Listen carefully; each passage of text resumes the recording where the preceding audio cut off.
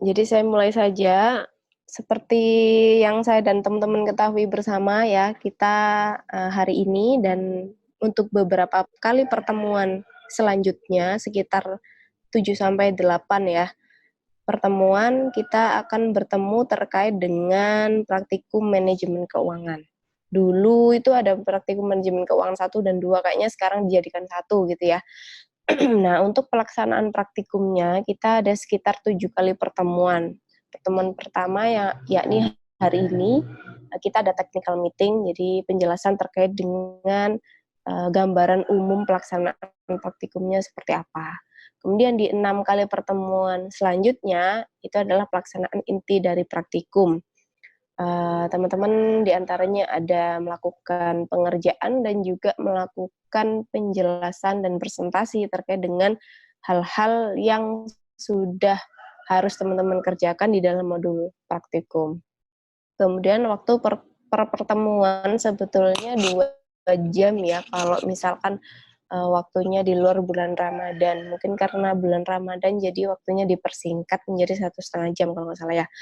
Kemudian satu kelas terdiri dari 6 kelompok dan isinya 5 orang. Kebetulan teman-teman sudah, dibagi kelompoknya dan juga sudah ditentukan siapa ketua kelompoknya. Nah, ini tata tertib dari praktikum manajemen keuangan. Yang pertama adalah peserta praktikum tentunya harus berpenampilan rapi karena apa? Teman-teman harus on cam pada saat Zoom meeting, dilakukan, gitu ya. Kemudian teman-teman diharapkan hadir tepat present 2 kali. Jadi di awal dan juga di akhir praktikum. Sehingga kalau teman-teman, datangnya terlambat, hanya dapat 1 kali absen. Nah, itu akan merugikan teman-teman sendiri karena di penilaian nanti juga akan mempengaruhi. Kemudian minimal kehadiran kalau misalkan 7 kali pertemuan wajibnya yaitu, eee, minimal kali pertemuan atau bisa dibilang maksimal tidak masuknya atau maksimal bolosnya hanya 1 kali. Kemudian harus mengikuti acara Zoom sampai dengan selesai. Nah, yang akan saya nilai terkait dengan pelaksanaan praktikum, yaitu yang pertama adalah tentunya kehadirannya teman-teman, itu dipresensi 2 kali tadi ya. Kemudian bagaimana teman-teman melakukan analisa terkait dengan perhitungan-perhitungan karena kita manajemen keuangan ya otomatis semuanya adalah terkait dengan hitungan. Analisa dari teman-teman akan melakukan presentasi dan itu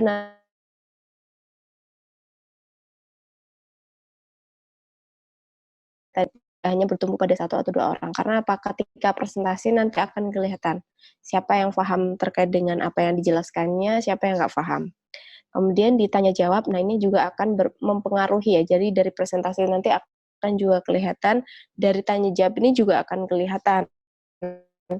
Jadi siapa yang jawabannya itu tepat, siapa yang bisa menjelaskan dengan bagus, itu akan kelihatan di tanya jawab ini nanti. Dan siapa yang sering jawab, itu berarti yang, lebih paham lah terkait dengan yang dikerjakannya. Otomatis jangan sampai 1 sampai 2 orang saja, tapi semua anggota kelompok harus paham, harus presentasi dengan baik, harus bisa menjawab, dibagi aja nanti. Yang jawab siapa, pertanyaannya ada berapa. Jadi biar kerja sama timnya terlihat bagus. Nah, ini nanti juga ada nilai kerja sama tim. Kalau misalnya kelompoknya nggak kompak, berarti kan kerja sama timnya nggak bagus. Seperti itu. Jadi ini adalah rangkaian penilaian yang nanti akan saya berikan kepada teman-teman. Nah, sebetulnya ini adalah PPT terkait dengan perbaikan modul ya. Jadi modul kita ini setiap periode ini akan mengalami perubahan. Jadi ada perbaikan-perbaikan yang kami lakukan. Jadi ada beberapa materi ya nanti, sebelum saya masuk ke materi, jadi ini perbaikan modul yang sudah kita lakukan. Untuk di materi modal kerja ada beberapa hal, ada 5 hal ini yang, dimasukkan, diperbaharui. Kemudian, di materi model kerjanya, yang pertama kan tadi langkah-langkah untuk menghitung model kerjanya ya, kita perbaharui. Kemudian ada satu materi yang ditambahkan pada narasi materi dari model kerja. Kemudian untuk materi penilaian investasi, urutan dari melakukan penilaian investasi itu kami betulkan gitu ya. Jadi direvisi, kemarin masih loncat-loncat, ini udah diurutkan. Kemudian ditambahkan juga di penilaian investasi terkait dengan kriteria penilaian layak atau tidak layak suatu bisnis itu dijalankan atau suatu investasi itu dijalankan, seperti itu. Nah, yang pertama, materi yang akan kita bahas adalah terkait dengan analisis laporan keuangan perusahaan. Jadi di sini untuk ruang lingkupnya adalah tujuan pembelajarannya menganalisis laporan keuangan, menghitung rasio, dan menginterpretasikannya. Jadi di sini teman-teman nanti diminta untuk mencari laporan keuangan perusahaan. Teman-teman tahu toh atau sudah familiar kan untuk mencari laporan keuangan perusahaan. Sudah pernah ya nyari annual report ya? Halo, ini ada orangnya kan? Sudah pernah ya nyari annual report ya? Biasanya nyarinya di mana teman-teman? Annual report nih. Ya, nyari annual report di mana? Di web itu resminya perusahaan.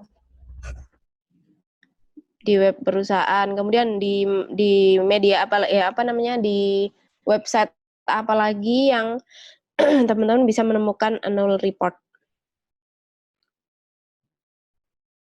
Selama ini masih di websitenya perusahaan aja.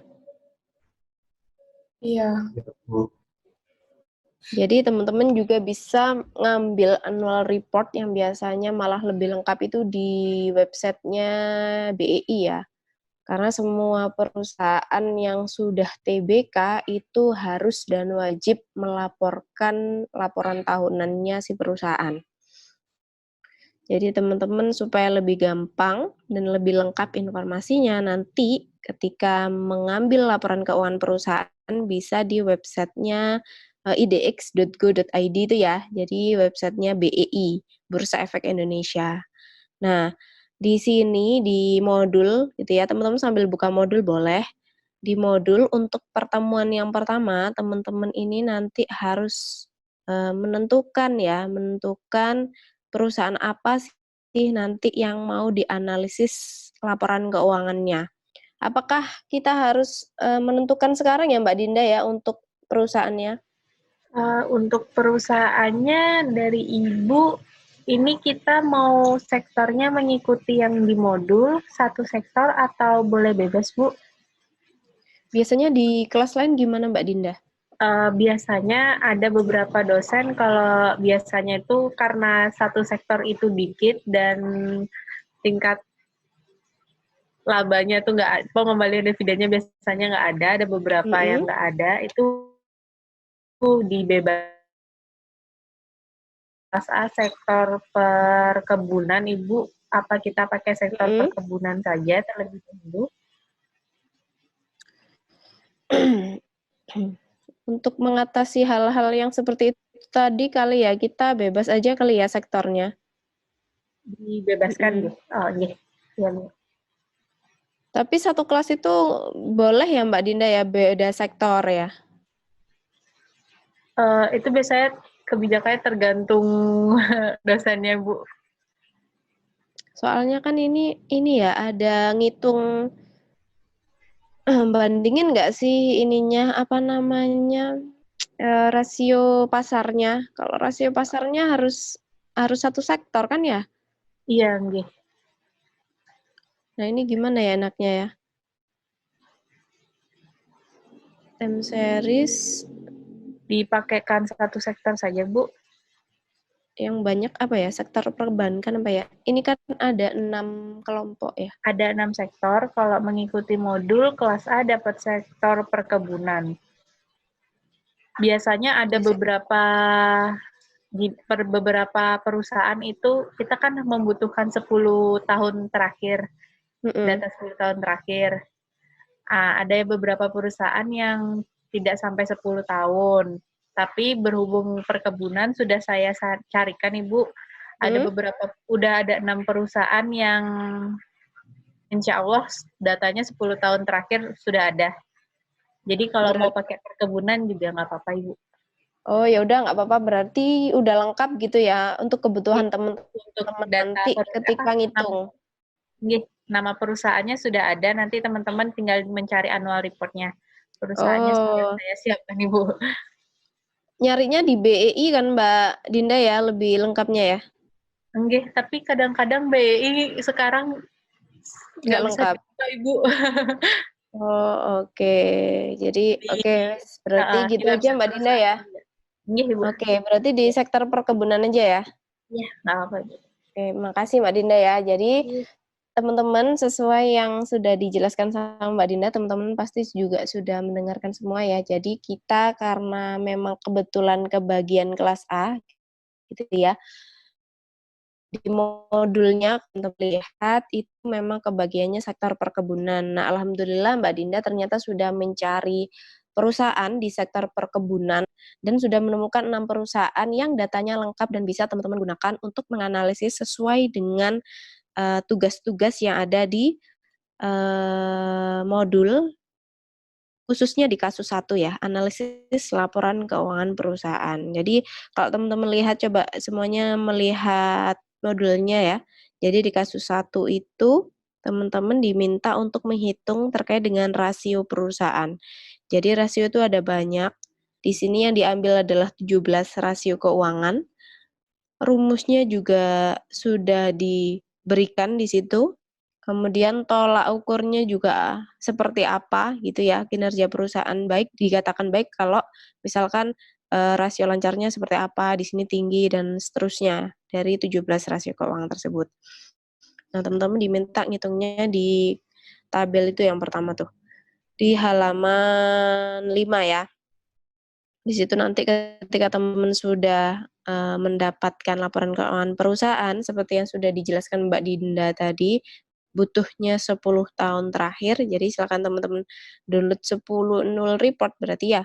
Nanti teman-teman hitung semua rasionya dan nanti dijelaskan hasilnya gimana sih dari laporan keuangan yang sudah teman-teman analisis rasionya, gitu ya. Kemudian dijelaskan juga di kesimpulannya, kemudian rekomendasinya seperti apa. Nah, nanti perusahaannya apa saja teman-teman kontak Mbak Dinda ya. Jadi biar dibagi sama Mbak Dinda sudah pas alhamdulillah ada 6 perusahaan, sejumlah kelompok yang ada di kelas ini. Jadi nanti tentunya setelah menganalisis laporan keuangan perusahaan menggunakan rasio keuangan, teman-teman nanti akan mempresentasikan tentang analisisnya dan juga hasil yang teman-teman dapatkan dan teman-teman harus menjelaskan nanti rekomendasinya apa, kesimpulannya bagaimana, gitu. Nah, ini ada beberapa rasio ya yang nanti teman-teman hitung, ini hanya saya ambil beberapa saja, sebetulnya ada banyak rasio. Jadi di sini rasio saya jelaskan 1, 2, 3, 4, 5 ini ya untuk garis besarnya saja. Jadi rasio likuiditas di sini adalah untuk mengetahui kemampuan perusahaan dalam memenuhi kewajiban jangka pendeknya. Jadi di dalam rasio likuiditas ini nanti ada rasio lancar, ada perputaran persediaan dan lain-lain. Kemudian yang kedua ada rasio aktivitas. Jadi di sini terkait dengan tingkat efektivitas penggunaan sumber daya yang dimiliki oleh perusahaan. Jadi kalau misalkan perusahaannya punya model kerja, apakah sudah digunakan dengan baik atau belum, seperti itu. Kemudian rasio leverage di sini adalah terkait dengan kemampuan perusahaan dalam memenuhi kewajiban-kewajiban jangka panjangnya. Jadi perusahaan itu kan punya kewajiban jangka panjang dan kewajiban jangka pendek ya, punya utang jangka pendek dan juga utang jangka panjang. Nah, kalau mungkin utang jangka pendek bisa cepat terpenuhi karena nominal utangnya tidak terlalu besar. Tapi bagaimana dengan kewajiban jangka panjangnya? yang nominalnya lebih besar gitu ya. Nah, nanti akan teman-teman bisa ketahui di rasio leverage-nya, apakah nanti perusahaan mampu memenuhi semua kewajiban jangka panjangnya. Kemudian selanjutnya ada rasio profitabilitas. Di sini adalah terkait dengan kemampuan perusahaan dalam menghasilkan keuntungan. Jadi biasanya di sini dihitung dari ROE, ROI gitu ya. Kalau teman-teman familiar, biasanya sudah ada di laporan keuangan perusahaan, tapi kalau misalkan teman-teman harus menghitungnya secara manual, ya silahkan dihitung secara manual. Nanti tinggal dikocokkan aja dengan perhitungan ROE-ROI-nya perusahaan apakah sudah tepat. Dan nanti teman-teman bisa melihat perusahaannya itu ternyata sudah bisa menghasilkan laba yang baik belum ya dengan semua keuangannya yang sudah mereka miliki. Misalkan utangnya sudah sedikit, tapi ternyata labanya nggak begitu besar, itu kenapa? Nanti teman-teman bisa menganalisisnya dari sana. Kemudian selanjutnya ada rasio nilai pasar. Di sini menunjukkan apa yang diinginkan dari perusahaan oleh investor di pasar modal. Jadi di sini nilai pasarnya itu teman-teman bisa tercermin di PER, PBV dan lain-lain ya. Jadi di sini bisa teman-teman lihat bahwa nilai pasarnya perusahaan itu seperti apa. Biasanya nilai perusahaan itu kan memang tercermin dari nilai sahamnya ya, tapi kalau nilai pasarnya itu adalah terkait dengan berapa sih saham yang beredar di pasar gitu ya. Jadi nilai pasarnya nanti akan tercerminnya itu kelihatan seperti apa, baik atau buruk, atau nanti dinilai dari tinggi rendahnya. Nah, di sini sudah dibagi ya tadi kelompoknya, kemudian kita sudah menentukan pakai sektor perkebunan. Nanti untuk perusahaannya teman-teman silahkan tanya ke Mbak Dinda. Kenapa harus satu sektor? Karena nanti digunakan untuk menentukan rata-rata industri ini, seperti yang sudah ada di sini. Nah, menentukan rata-rata industri itu kalau misalnya nggak sama sektornya, nanti bisa nggak nggak bisa inline ya, kayak teman-teman mau menilai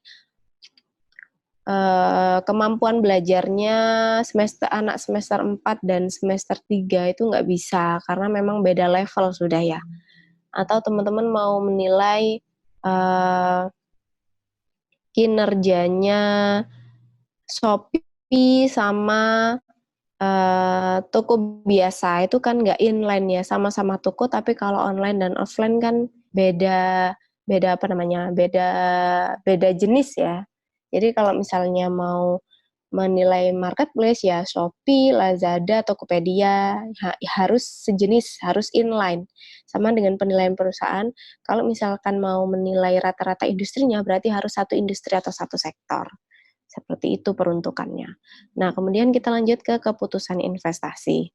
Jadi di keputusan investasi ini ada beberapa hal yang harus teman-teman pahami. Jadi di antaranya terkait dengan konsep biaya modal, teman-teman harus memahaminya, kemudian memahami sumber-sumber dana, kemudian menghitung biaya rata-rata, sampai dengan nanti terakhir menerapkan teknik penyusunan laporan aliran kas gitu ya. Jadi 1, 2, 3 berapa nih? 1, 2, 3, 4, 5, 6, 7, 8, 9 hal ini teman-teman harus memahami ketika sudah mempelajari terkait dengan materi ini. Jadi ini adalah tujuan pembelajarannya. Jadi di sini untuk landasan teorinya teman-teman juga bisa baca di depan ya. Di PPT yang sudah saya berikan, teman-teman juga bisa membacanya di modul. Jadi teman-teman silakan sambil membuka modelnya juga, supaya nanti bisa kita komunikasikan apa yang teman-teman nggak paham terkait dengan modulnya. Jadi di sini untuk landasan teorinya ada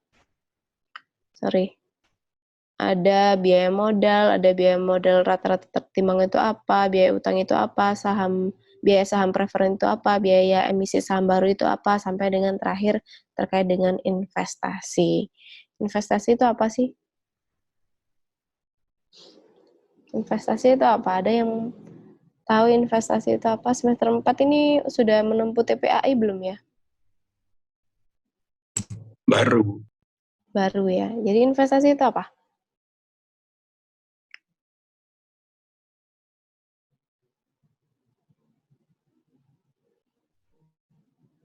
Gak ada yang tahu apa itu investasi?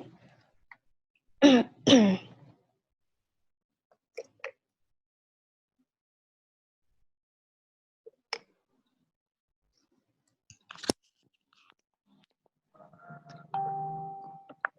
Bu, suatu aktivitas menyimpan atau menempatkan dana pada periode tertentu dengan harapan penyimpanan tersebut akan menimbulkan keuntungan atau peningkatan nilai investasi. Oke, bagus.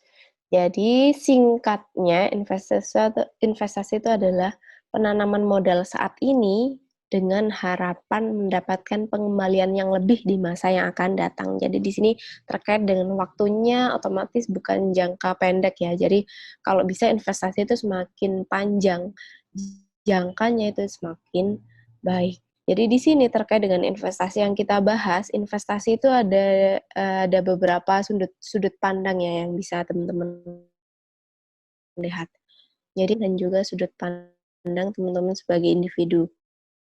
Kalau misalkan teman-teman dilihat dari sudut pandang teman-teman sebagai individu, teman-teman bisa melihatnya di TPI atau teori portofolio dan analisis investasi. Tapi kali ini karena kita membahas tentang manajemen keuangan, jadi ini adalah corporate action ya. Jadi terkait dengan investasi apa sih yang bisa dilakukan perusahaan ketika ya diinvestasikan perusahaan ketika dananya yang tersedia sekian. Gitu ya. Jadi ada berbagai macam sudut pandang ketika kita melihat suatu investasi. Jadi di sini yang perlu teman-teman ketahui ketika sudah menghitung terkait dengan NPV, IRR, PPARR, PI, BCR gitu ya. Ada suatu penilaian yang teman-teman harus dari NPV-nya kalau misalkan hasilnya lebih besar dari 0, berarti investasi tersebut layak. Misalkan perusahaan punya dana untuk investasi terkait dengan penambahan mesin, gitu ya. Perusahaan yang notabene perusahaan manufaktur, ketika sudah banyak uangnya gitu ya, otomatis pengennya nggak hanya meraup keuntungan saja, tapi bagaimana nanti perusahaan itu bisa memperbesar dari produktivitas perusahaannya. Nah, salah satu cara yang bisa digunakan untuk meningkatkan produktivitas berarti kan kalau perusahaan manufaktur nambah mesin gitu ya. Nah, mesin ini kan sebuah investasinya perusahaan, investasi asetnya perusahaan. Jadi penentuannya gimana, keputusannya gimana, layak atau enggak kita membeli investasi mesin ini gitu ya. Dilihat dari NPV-nya gimana. Oh, ternyata lebih besar dari 0, layak. Atau lebih kecil dari 0, maka tidak layak. Berarti tidak kita lanjutkan gitu ya. IRR juga seperti itu, layak tidaknya juga sudah diketahui ya harusnya. Kalau misalkan IRR-nya lebih besar dari tingkat keuntungan yang dikehendaki, maka layak dan juga sebaliknya. Kalau misalkan PP ini terkait dengan payback period ya, jadi waktunya. Kalau waktunya lebih pendek dari payback maksimum, maka layak dilakukan. Eh, kalau selain dari itu gitu ya, jadi tidak layak. Kemudian ARR-nya bagaimana? Kalau misalkan minimum accounting rate return-nya itu lebih besar dari ARR, maka itu layak atau tidak. Jadi teman-teman nanti harus menganalisisnya juga. Kemudian PI-nya, kalau lebih besar dari 1 maka layak. Kalau tidak lebih besar dari 1 atau kurang dari 1 maka tidak layak. Begitu pula dengan BCR. BC rasio, lebih besar dari 1 maka layak, lebih kurang dari 1 maka tidak layak. Jadi 6 penilaian investasi ini harus teman-teman lakukan supaya teman-teman bisa merekomendasikan nanti investasi yang akan dilakukan perusahaan itu layak dijalankan atau tidak layak dijalankan. Kalau layak, kenapa? Kalau tidak layak, harus bagaimana? Gitu ya. Nah, di sini teman-teman menganalisis data untuk menentukan biaya modal dengan menggunakan rumus dan lembar kerja yang disediakan. Jadi teman-teman coba buka modulnya dan juga melihat bagaimana hitungannya di biaya modal ini.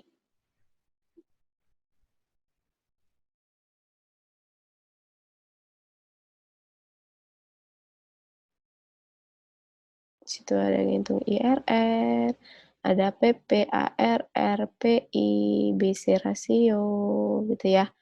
Jadi teman-teman nanti di akhir harus melakukan kesimpulan karena memang teman-teman nggak hanya disuruh ngitung aja ya, nggak hanya kayak orang akuntansi yang pokoknya bisa ngitung ya sudah selesai, tapi karena teman-teman ini aja adalah tingkatannya manajerial gitu ya, harus bisa mengambil keputusan sehingga teman-teman harus melakukan melakukan analisis dari hasil yang sudah dikerjakan. Jadi kalau misalnya hasilnya seperti ini, rekomendasi untuk perusahaan seperti apa? Nah, Mbak Dinda, ini ngitungnya dari laporan keuangan yang tadi juga atau gimana ya Mbak Dinda ya?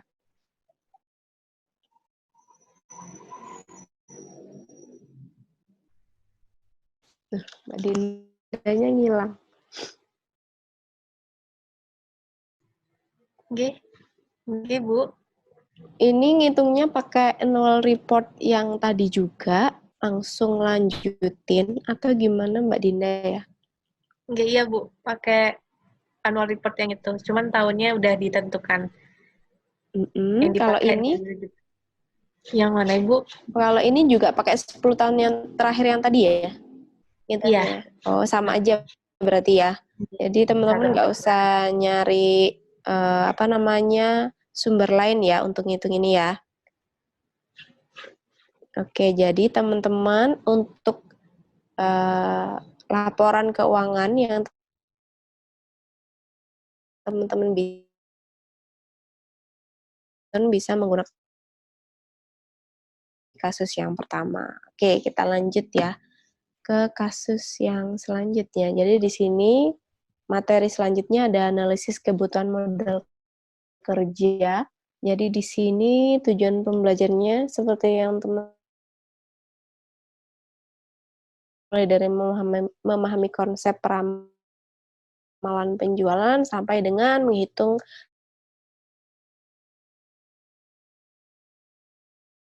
dengan ya.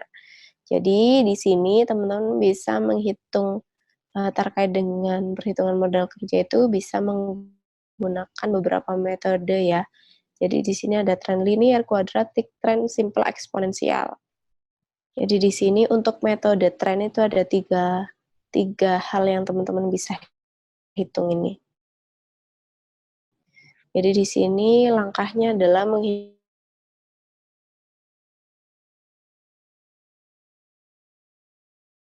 teman-teman menyimpulkan mana sih yang paling cocok untuk meramalkan penjualan yang akan datang. Jadi dari ketiga tadi teman-teman bisa menyimpulkan mana sih yang paling cocok digunakan di perusahaan. Nah, di sini berdasarkan data laporan keuangan, nah berarti masih pakai laporan keuangan yang teman-teman cari tadi ya di awal ya. Kemudian ngitung berbagai metode tren linear, kuadratik, simple, eksponensial ya, serta melakukan perhitungan kebutuhan modal kerja dengan menggunakan analisis perputaran modal kerja. Nah, sekarang teman-teman lihat semuanya di modul halaman 21 itu ya, kasus 3 terkait dengan analisis kebutuhan modal kerja. Tentunya yang pertama teman-teman menghitung peramalan penjualan dengan metode tren tadi, 3 metode tadi, kemudian melakukan perhitungan terkait manajemen modal kerja. Langkah-langkahnya sudah ada, teman-teman tinggal memasukkan pada lembar kerja yang sudah disediakan. Kalau misalkan metode peramalan penjualan ini sudah paham pasti ya teman-teman ya. Gampang kok, di situ juga ada rumusnya. Sehingga teman-teman bisa meramalkan penjualan nanti ke depannya berapa. Kemudian untuk perhitungan modal kerja di sini juga sudah jelas rumusnya, jadi teman-teman tinggal memasukkan saja ke rumusnya, kemudian dilengkapi di tabelnya ya, teman-teman disediakan tabel juga di sana. Jadi mungkin untuk pengerjaannya, semua kasus lebih mudah itu dikerjakan di Excel terlebih dahulu. Karena apa? Teman-teman juga akan dimudahkan nanti dengan kepintaran Excel ya. Jadi Excel itu bisa membantu teman-teman menghitung dengan lebih cepat, apalagi kalau datanya banyak. Karena ini teman-teman menggunakan 10 tahun terakhir ya datanya ya.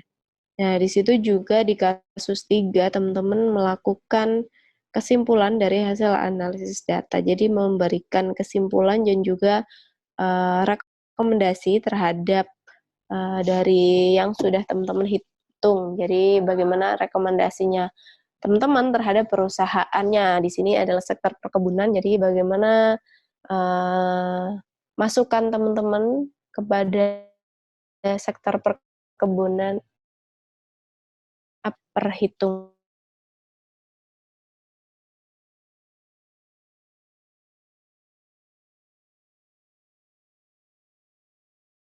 Mungkin dari sini cukup ya. Jadi selesai untuk penjelasan praktikum saya hari ini.